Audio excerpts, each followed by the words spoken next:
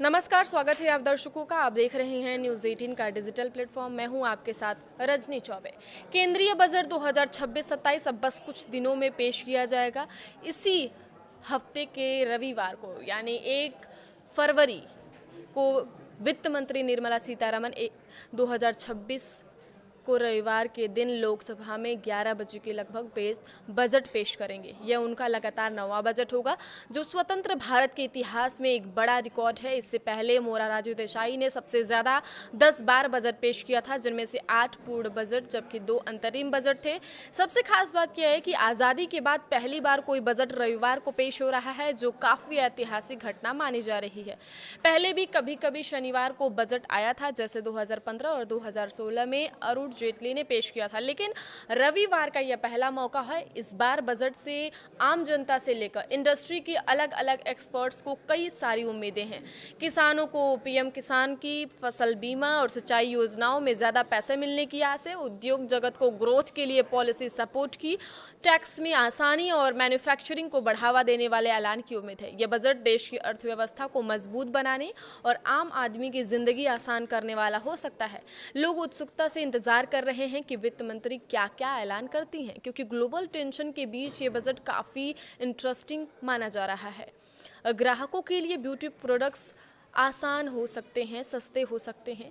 जी हाँ, वेदा के फाउंडर हरिराम रेणवा का कहना है कि ब्यूटी और पर्सनल केयर प्रोडक्ट्स पर मौजूदा 18% जीएसटी को कम करके किसी निचले स्लैब में लाया जाना चाहिए। इससे एक तरफ ग्राहकों के लिए प्रोडक्ट सस्ते होंगे और दूसरी तरफ D2C ब्रांड्स पर मार्जिन का दबाव भी कम होगा। फिलहाल मार्केटिंग, लॉजिस्टिक और रिटर्न जैसे चीज़ों पर कंपनियां का जो खर्च है वो काफ़ी ज़्यादा है। अगर जीएसटी घटता है तो कंपनियां अपने प्रोडक्ट्स और क्वालिटी पर ज़्यादा निवेश कर पाएंगी। उन्होंने आगे कहा कि खास इंग्रेडिएंट्स, एक्टिव्स और प्रीमियम पैकेजिंग पर ज़्यादा कस्टम ड्यूटी होने से लागत बढ़ जाती है। वहीं जटिल रेगुलेटरी नियम इनोवेशन में रुकावट बनते हैं। आयुर्वेदिक ब्यूटी कंपनियों को अलग अलग नियमों की वजह से अतिरिक्त चुनौतियों का सामना भी करना पड़ता है, जिससे नए प्रोडक्ट्स लाने में देरी होती है। अगर टियर 2 और टियर 3 शहरों में मैन्युफैक्चरिंग और ऑफलाइन रिटेल विस्तार को बढ़ावा दिया जाए, साथ ही एक्सपोर्ट से जुड़े नियम आसान हो और रिफंड जल्दी मिले, तो भारतीय कॉस्मेटिक ब्रांड देश और विदेश दोनों बाजारों में बेहतर तरीके से प्रतिस्पर्धा कर पाएंगे। इनमें टैक्स स्लैब आसान होने और छूट बढ़ने की उम्मीद। फ्लैशबैक के फाउंडर और सीईओ प्रणव कुमार के अनुसार बजट 2026 को लेकर काफ़ी उम्मीदें हैं। लोगों को ऐसे ऐलानों का इंतजार है जो आर्थिक विकास को बढ़ावा दे और साथ साथ वित्तीय संतुलन भी बनाए रखे। मिडिल क्लास को इनकम टैक्स स्लैब आसान होने और छूट बढ़ने की उम्मीद है, जिससे हाथ में ज़्यादा पैसे आए।